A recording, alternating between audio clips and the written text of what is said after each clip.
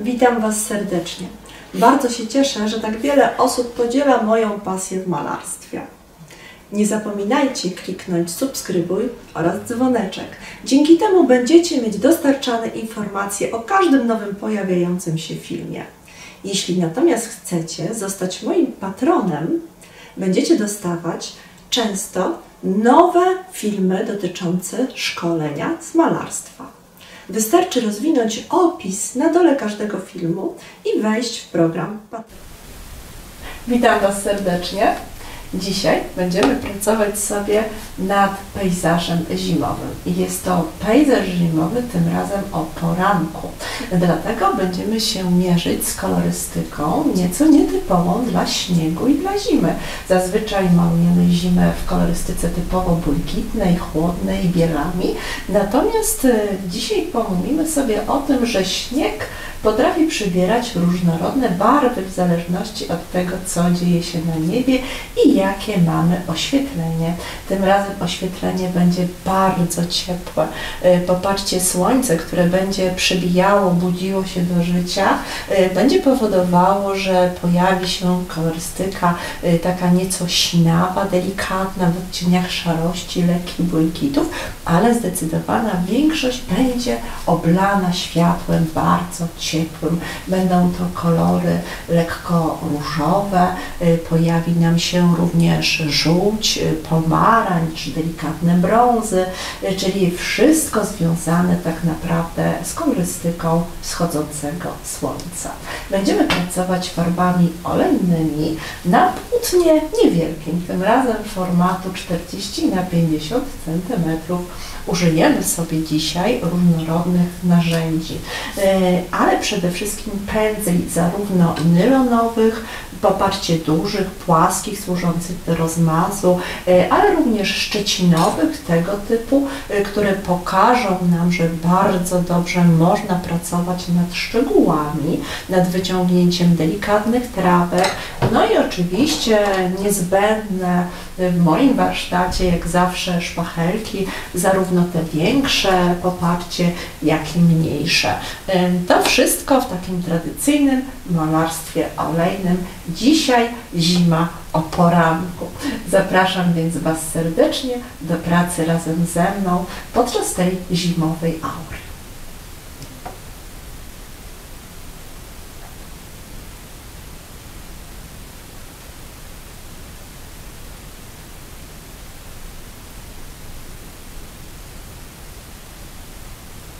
Przystępujemy do pracy. Na początku posmarujemy całe nasze płótno formatu 40×50 cm olejem, który загruntuje nam podkład, tak aby cała reszta farby olejnej mogła już bardzo dobrze współpracować ze sobą. Wykonuję taką bardzo cieniutką warstwę, po to tylko, żeby olej bardzo delikatnie wchłonął się w samą strukturę płótna.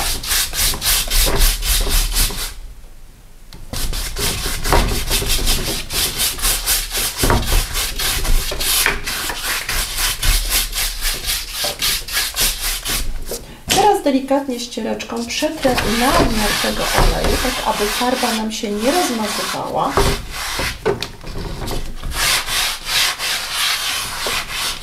I zacznę od nałożenia jej.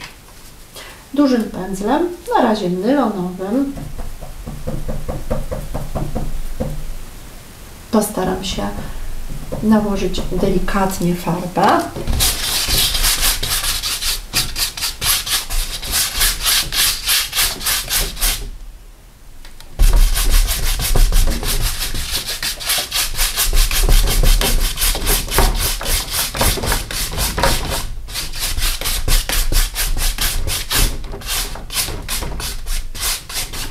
Dobrze, teraz delikatnie rozplanujemy sobie, jak ma wyglądać nasza praca.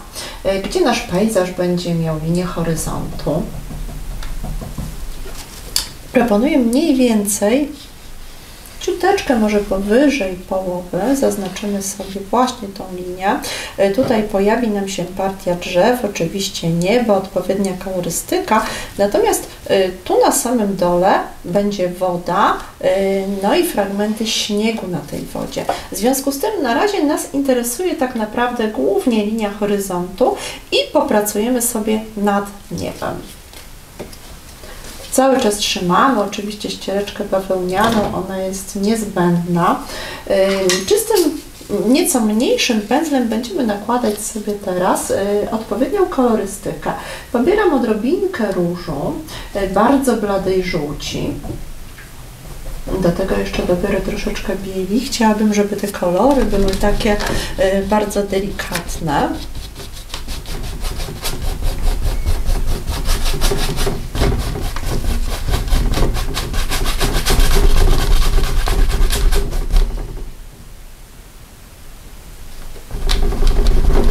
W różnych miejscach oczywiście one mogą mieć różną intensywność i to jest wskazane tak, aby z różnych stron ten obraz oczywiście wyglądał ciekawie.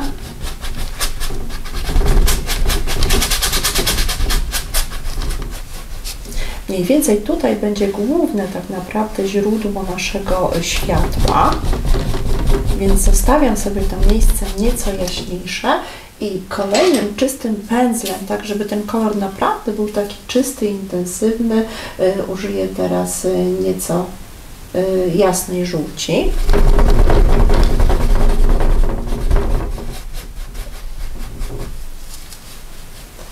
I nałożymy do tego jeszcze biel z taką żółcią neapolitańską.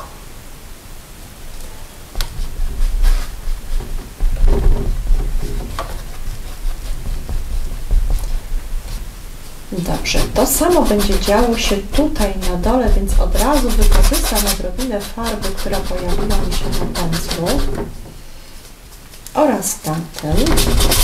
Pamiętajmy, że woda jest po prostu lustrzanym odbiciem, więc od razu możemy troszeczkę tak delikatnie zasugerować tą kolorystykę, żeby ona gdzieś później na dole nam się również pokazała. I będziemy przechodzić sobie teraz do kolorystyki na dole. Biorę kolejny pędzel. Tutaj przy farbach olejnych proponuję używać naprawdę różnorodnych pędzli, ponieważ te kolory mogą nam się zabrudzić, szczególnie tam, gdzie zależy nam na uzyskaniu czystości. Czyli te błękity, ale przygaszę je od razu delikatnie różą.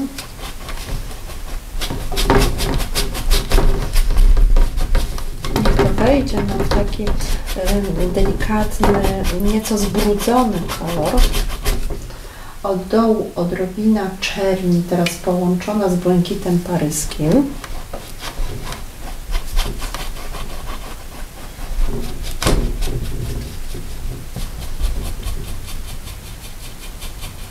No dobrze, i zaczynamy sobie pracować nad rozstarciem tych naszych wszystkich kolorów. Możemy używać do tego najpierw pędzla szczecinowego.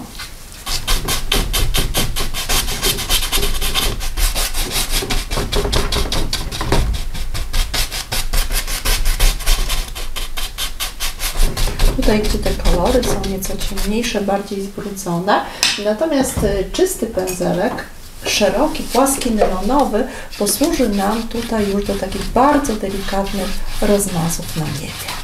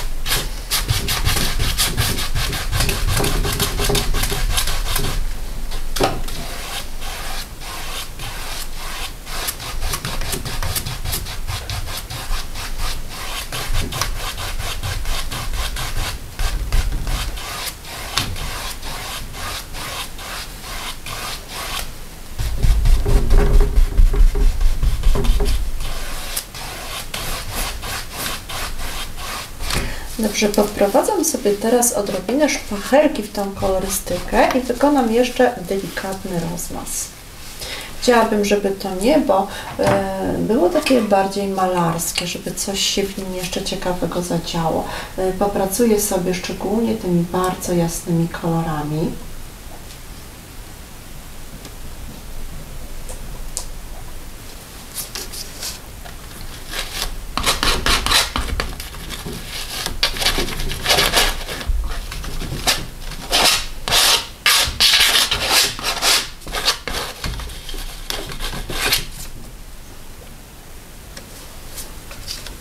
Tutaj, gdzie jest samo źródło słońca, zdecydowanie postaram się jeszcze rozjaśnić sam środek.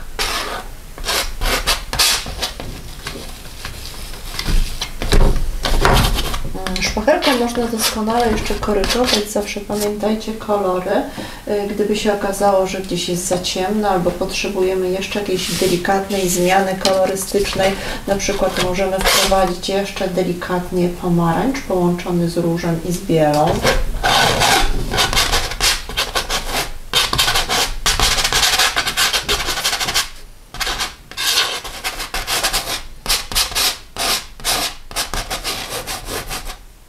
Który w bardzo ciekawy sposób połączy nam się tutaj z tymi cieniami, które pojawiły się takie lekkie szarości podchodzące pod fiolet z błękitem paryskim.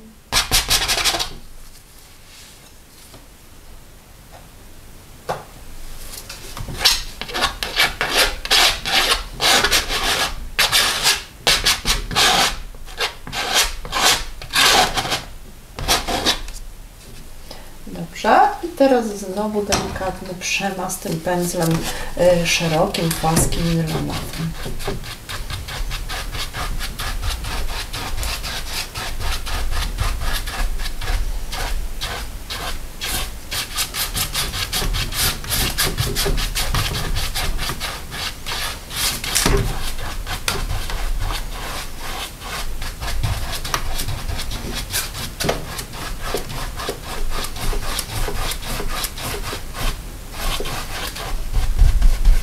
Dopiero teraz te pomarańcze zaczynają fantastycznie współpracować z tą chłodną kolorystyką na dole. Bardzo ładnie się poparcie mieszają w takie niesamowite, przełamane barwy.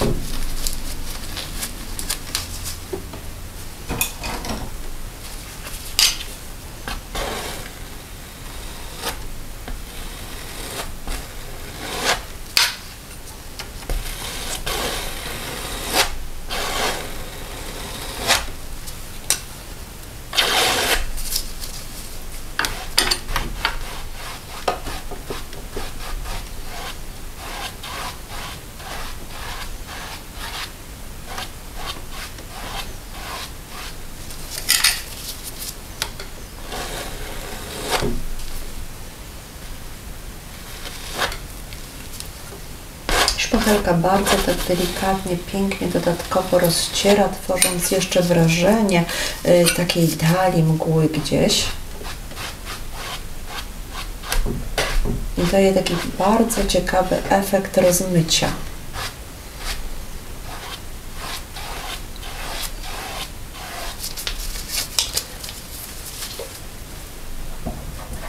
Żeby gdzieś pojawiły się tutaj jeszcze na tym poziomie delikatne jakieś rozświetlenia, żeby przełamać tą taką jednolitą barwę tego całego domu. To będzie co prawda schowane pod drzewami, ale w sposób taki jeszcze subtelny, leciutko mogę urozmaicić samo niebo.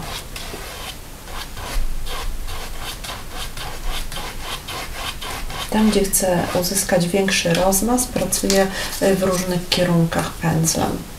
Farba olejna, jak widzicie, jest bardzo gęsta, więc w zależności od tego, jakiego pędzla czy szpachelki użyjemy, możemy oczywiście uzyskiwać wszelkie różnorodne tak naprawdę efekty malarskie. Łącząc odrobinę różu z błękitem, zyskamy jeszcze taki bardzo świeży tutaj kolor, odrobinę przebłysku fioletu.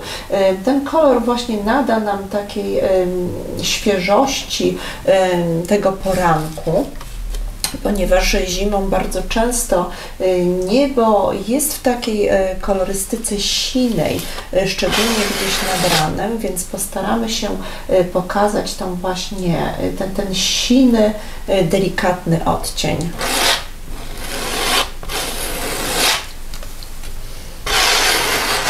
Muszę być jednak niezwykle delikatny, dlatego postaram się jeszcze leciuteńko tak przetrzeć te barwy.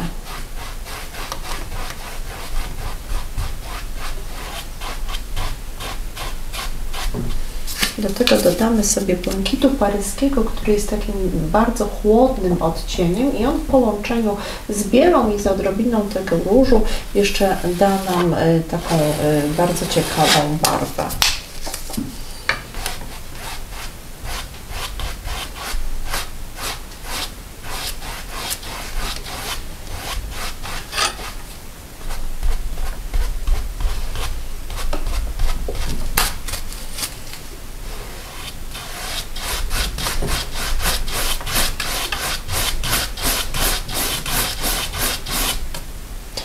No dobrze, myślę, że teraz możemy troszeczkę skupić się na naszym dole. Należy przestawić sobie blade ram tak, żeby było wygodnie pracować, również na dole, żeby zarówno szpachelka, popatrzcie, jak i pędzel, który będzie pracował, nie blokowało. W momencie, kiedy płótno stoi w tym miejscu, no niestety nie jesteśmy w stanie dotrzeć do samego końca, ponieważ blokuje nam kant sztalugi.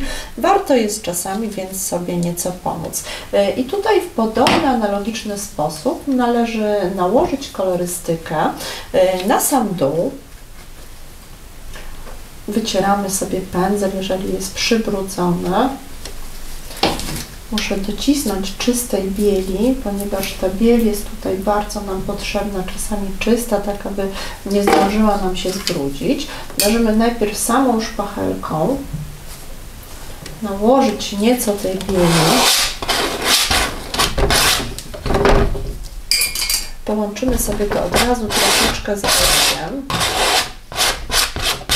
To będzie już taki grunt biały pod cały obraz.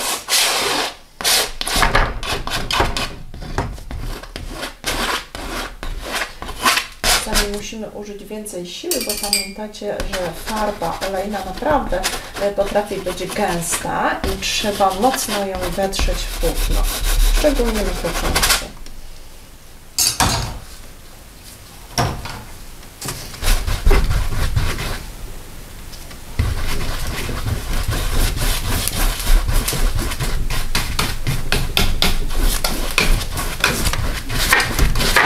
Musimy teraz zastosować te same ciepłe odcienie, które pojawiły się na górze.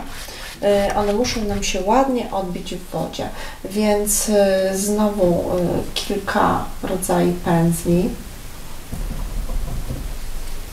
Odrobinę tego pomarańczu, który daje nam takie piękne, popatrzcie, ciepło na wodzie. Troszeczkę żółci.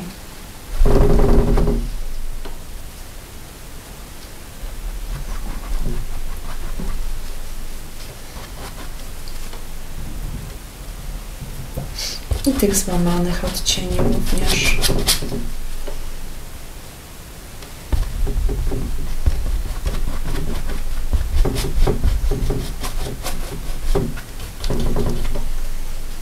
No i teraz postaramy się znowu popracować nad roztarciami.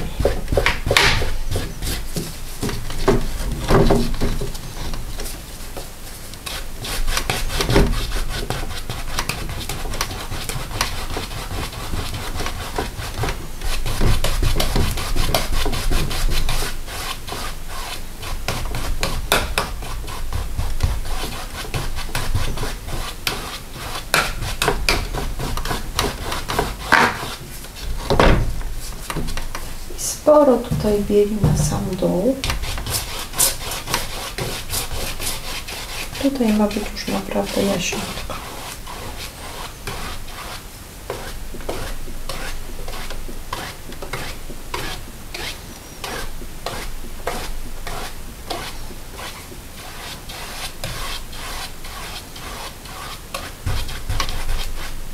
Dobrze, mamy pierwszy taki podkład tego, co się będzie tutaj działo na całym obrazie. Teraz przejdziemy sobie do linii horyzontu z powrotem i postaramy się ustalić kolorystykę trzeciego planu, czyli tego, co dzieje się tam gdzieś głęboko w tle, no i kontrastujących mocno drzew, które są tak naprawdę ustawione pod światło, więc one będą naprawdę ciemne. Kolorystyka trzeciego planu to w zasadzie błękit paryski, połączony tutaj troszeczkę z bielą, ale ponieważ w tle mamy dużo do czynienia z ciepłymi barwami, proponuję użyć tutaj na przykład odrobinę ochry. Dobrze to wymieszamy, tak żeby nie powstał z tego od razu nam kolor zielony tak naprawdę, bo zawsze jest takie ryzyko. Dodam nieco więcej różu, ochłodzę tą barwę dzięki temu i powstanie mi, popatrzcie, taka bardzo blada tak naprawdę kolorystyka, która doskonale pokaże mi gdzieś ten trzeci plan, łącząc się nawet tutaj z tymi niebieskościami.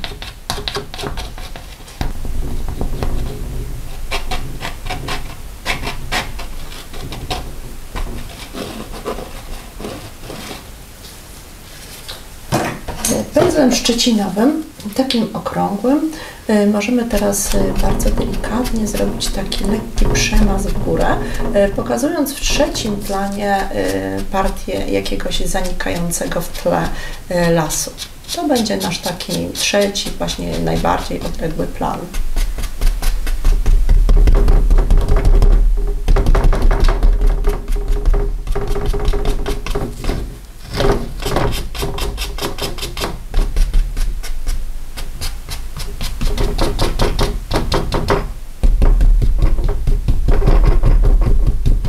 Delikatnie można przetapować niektóre miejsca, pokazując również niższe partie roślinności.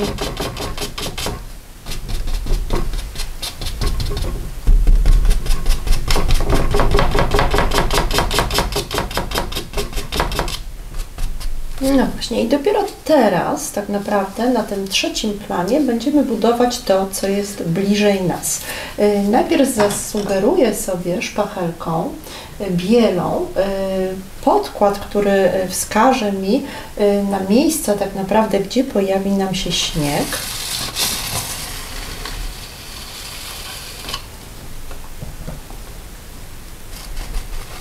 Tam będzie jeszcze tutaj nieco w takim odcieniu błękitu, ponieważ tu jeszcze pojawi się trochę cienia więcej.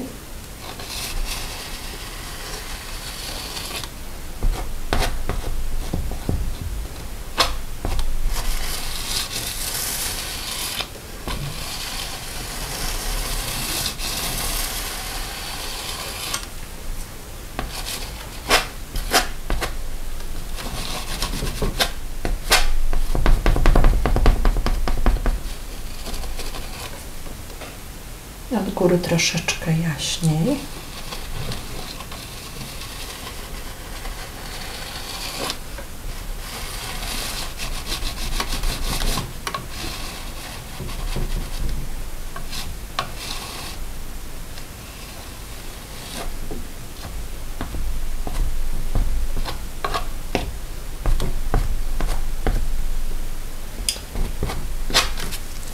I na tym tle pojawią nam się drzewka, które będą już bliżej i będą zdecydowanie ciemniejsze. Użyję tutaj takiej mieszanki bardzo ciemnych kolorów, odrobinę czerni, błękitu paryskiego i ciemnego brązu.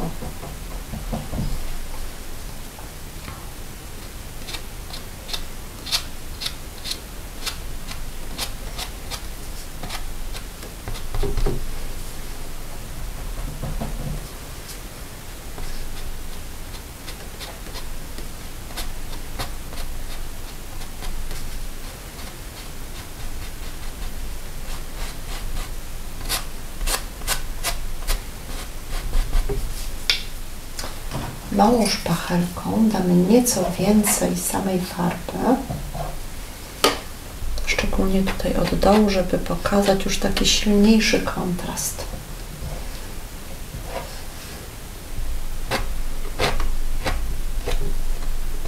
Nie używamy tutaj absolutnie samej czerni. Staramy się używać właśnie połączeń, szczególnie tego właśnie błękitu paryskiego, odrobinę brązu, poza samą czernią, która oczywiście ma za zadanie przyciemnić tam całość. Będzie to wówczas dużo subtelniej wyglądało, niż gdybyśmy chcieli na wszystko od razu zrobić takie czarne.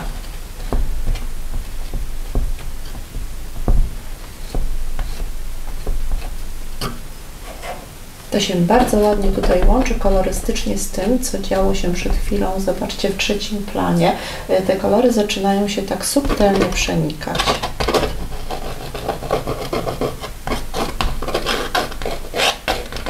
Po tej stronie będzie nieco mniej.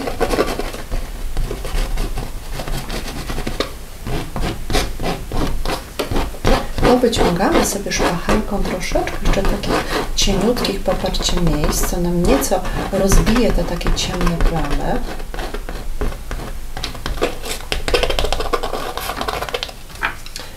I teraz pędzelkiem tym właśnie szczecinowym spróbuję nieco porozbijać na górze te nasze drzewka.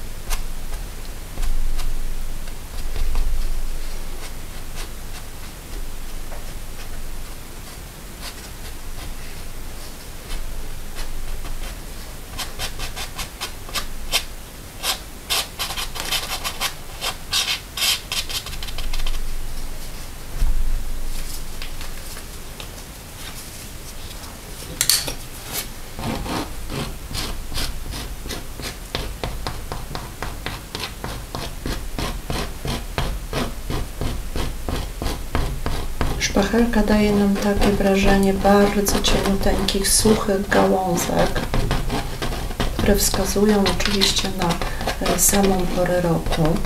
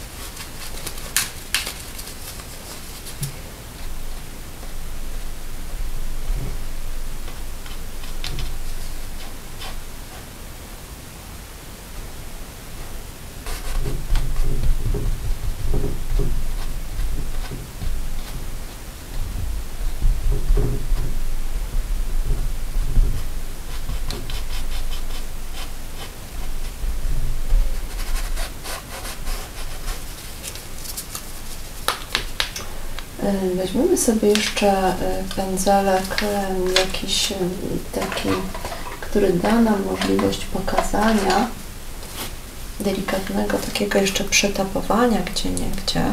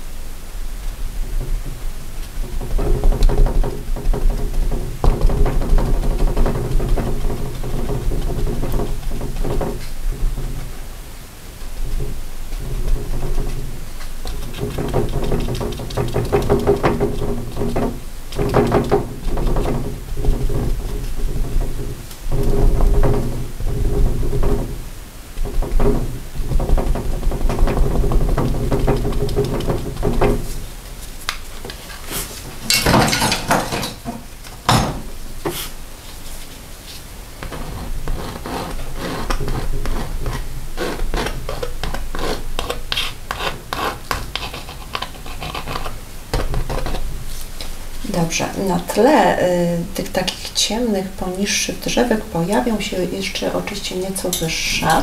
Szpachelkę delikatnie teraz maczam sobie w oleju, tak żeby ta konsystencja farby zrobiła mi się nieco rzadsza i taką rzadziutką konsystencją farby spróbujemy stworzyć cieniutkie jeszcze dodatkowe pnie drzew, które będą nieco wyżej. One mają się pojawić właśnie na tle tego naszego słońca, tego rozbłysku na niebie i dlatego muszą bardzo silnie tutaj kontrastować.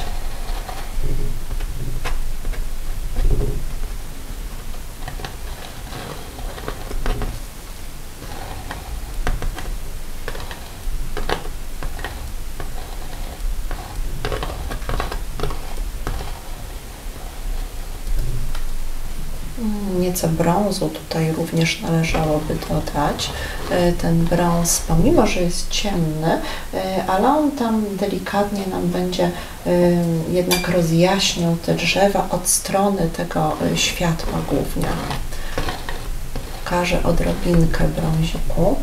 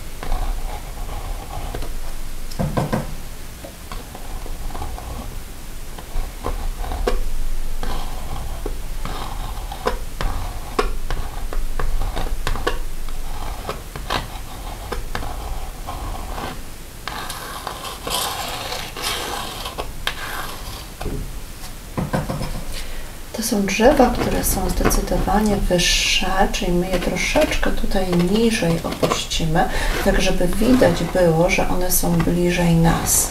To jest taki bliższy zdecydowanie plan.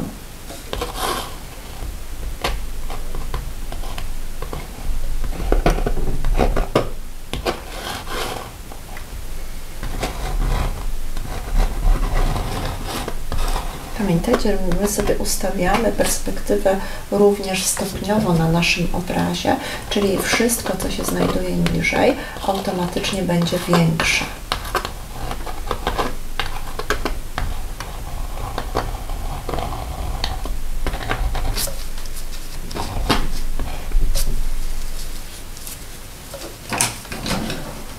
Kałamek, bardzo cienki taki pędzelek, również może jeszcze delikatnie zasugerować nam troszeczkę takich różnorodnych gałęzi. Nieco powzmacniać pewne miejsca.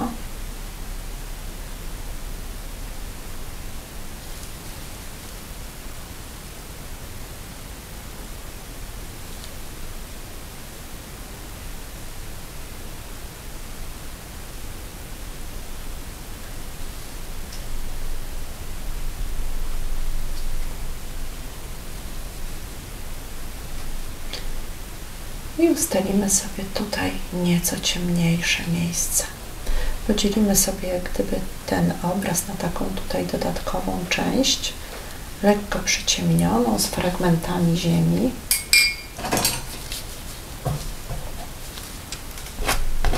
Zasugerujemy tutaj ładnie te miejsca dodatkowo szpachelką, lekkim brązem, który też nam doskonale wpasuje się w tą całą kolorystykę. Te drzewa też możemy w taki bardzo delikatny sposób, leciuteńko takim brązikiem przetapować, ale musi to być bardzo delikatnie zrobione, bo oczywiście mamy do czynienia z zimą, kiedy nie ma liści w zasadzie na gałęziach, mogą gdzieś tam jakieś pojedyncze, ewentualnie takie fragmenty pozostałości pojawić się.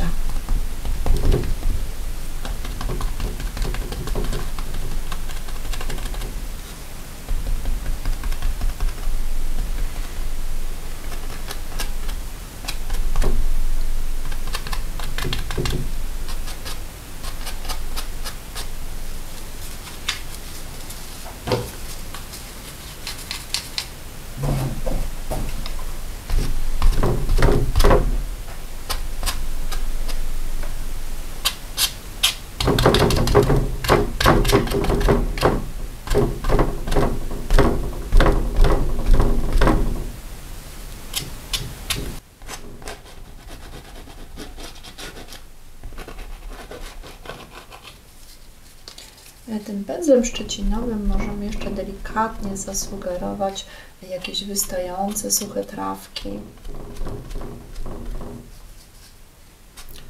To jest taka partia, gdzie nie została do końca jeszcze ośnieżona. Natomiast tutaj sobie za chwileczkę przejdziemy już w partię takiego bielszego śniegu i wykorzystamy do tego taką właśnie dużą szpachelkę, no i sporo bieli. Odrobinkę umaczam w oleju, tak żeby ona nie była aż tak bardzo gęsta.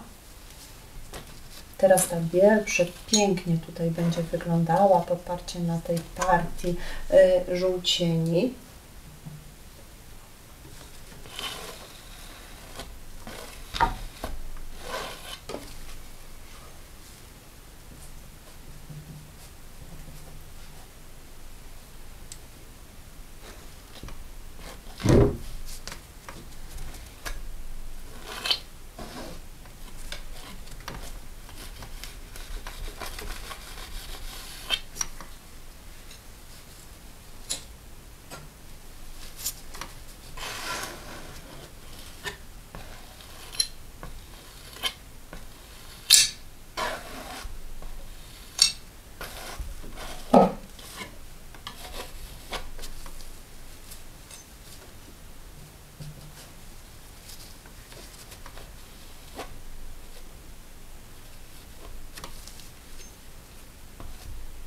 Śnieg fantastycznie pracuje z różnymi kolorami.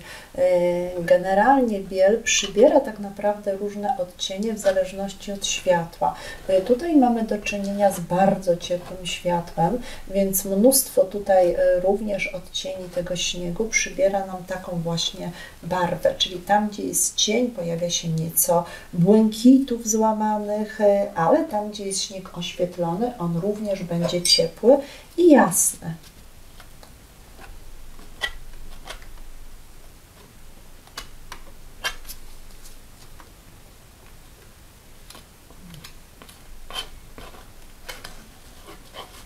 Dobrze, chciałabym teraz pokazać, że tutaj jest trochę wody, która będzie pojawiała się w momencie, gdzie ten śnieg się będzie kończył.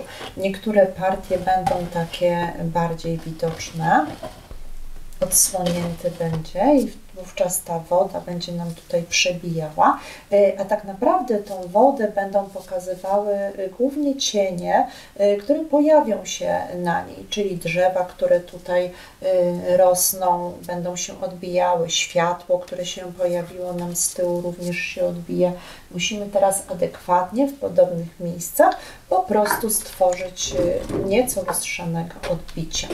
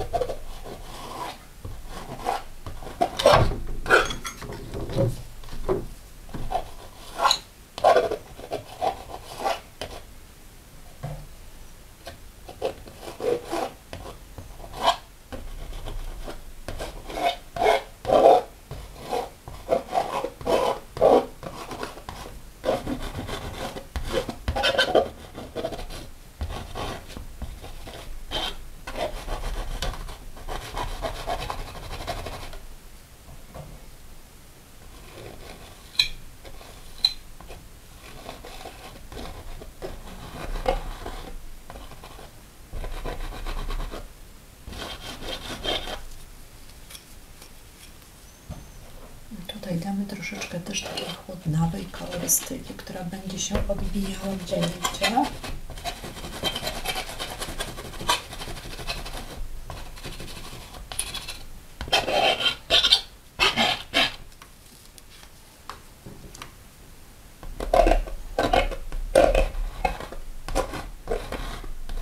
Ale pojawi się również mocne odbicie światła i również mniej więcej na tym poziomie chciałabym umieścić takie mocniejsze światło.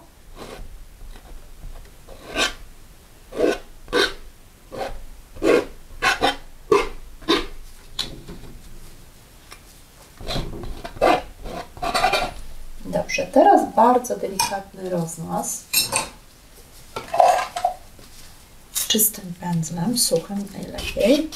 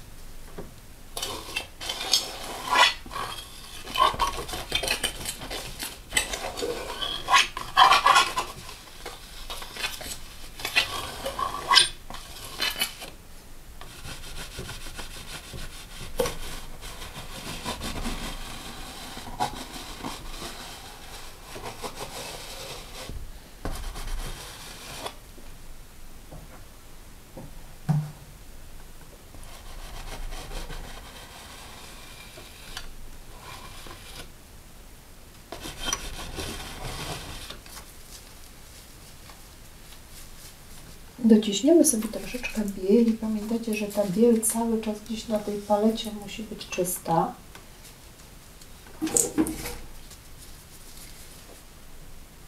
Szpachelka również cały czas jest przecierana. Nie może pojawić się na niej brud, ponieważ w innym przypadku nie uzyskamy tej czystości bieli. Mamy do czynienia z olejami, które nam się tutaj bardzo silnie tak naprawdę już rozmazują, więc żeby nałożyć czysty kolor, możemy pracować tylko głównie już szpachelką. W innym przypadku oczywiście musielibyśmy bardzo długo czekać, aż cała warstwa nam wyschnie, żeby móc wprowadzać następną. Staram się pokazywać na tej wodzie fragmenty śniegu.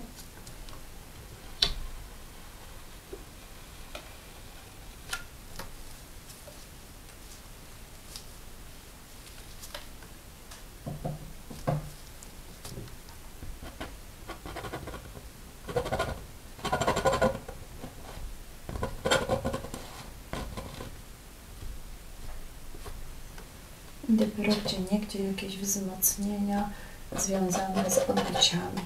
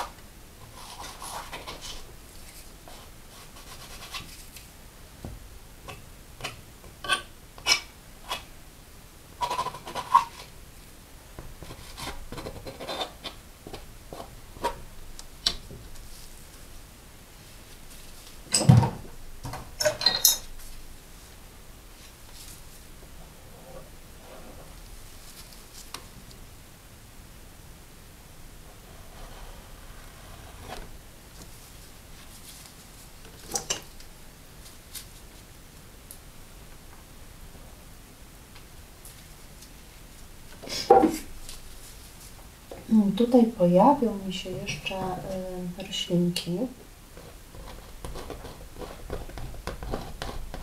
Jakieś suche trawki, które będzie widać, że na tym śniegu gdzieś jeszcze sobie rosną, wystają z ziemi.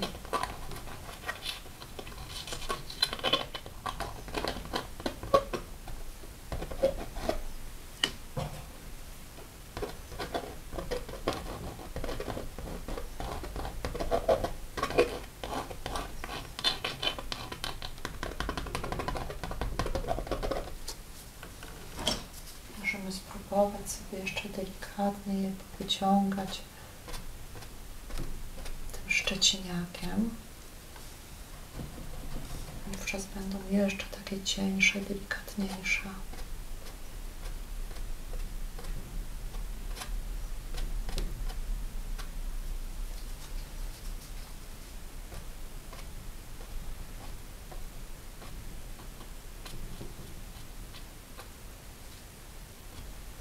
To samo tutaj po tej stronie.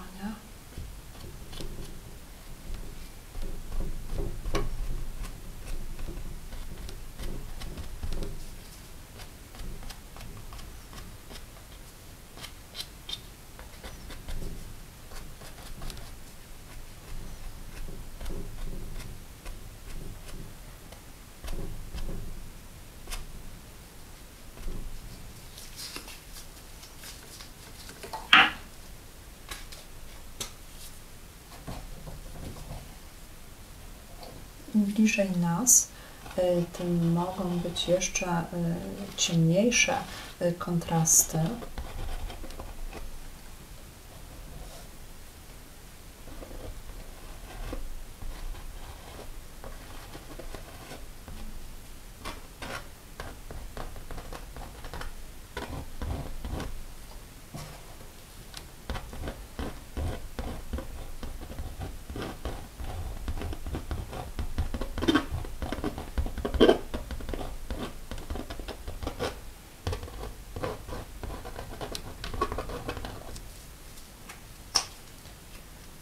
Same te drzewa, które się pojawiły na tle tak naprawdę słońca, one mogą być delikatnie oświetlone, dosłownie kantem szpachelki z samych brzegów, tam gdzie słońce pada z drugiej strony.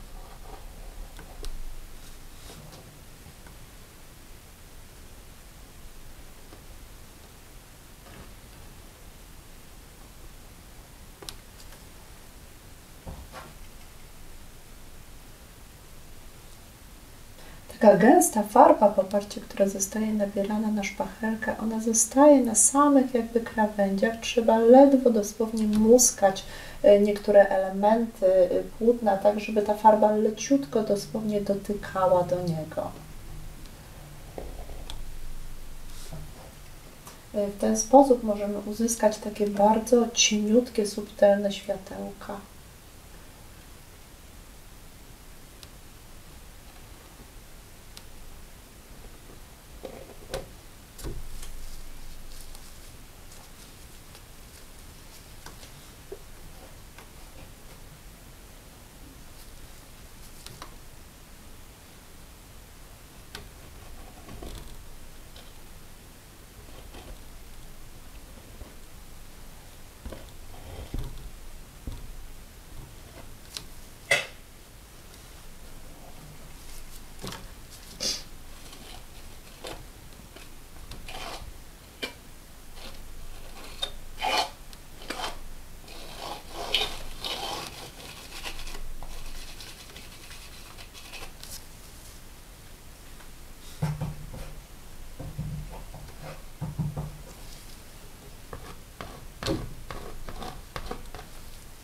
Dodamy sobie jeszcze odrobinkę takich cieniutkich tutaj gałązeczek leciutko przerzuconych, które będą świadczyły o tym, że te drzewa również z drugiej strony jak gdyby przybierają nieco odcienia tego naszego pięknego słońca.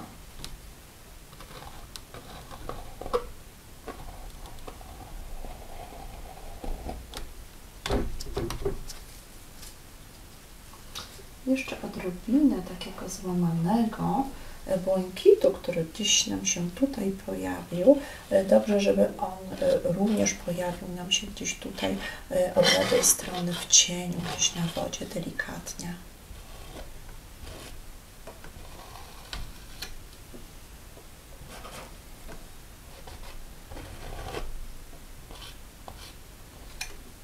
Będzie pokazywał nam właśnie, że tym błękitem zaznaczamy po prostu kolory cieni przy śniegu.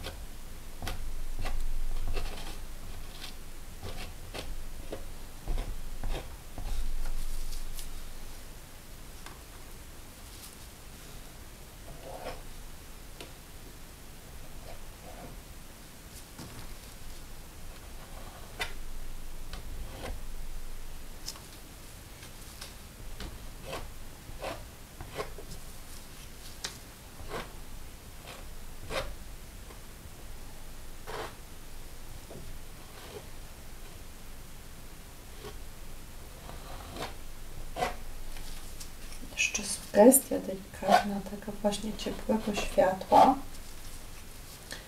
gdzieś również na wodzie.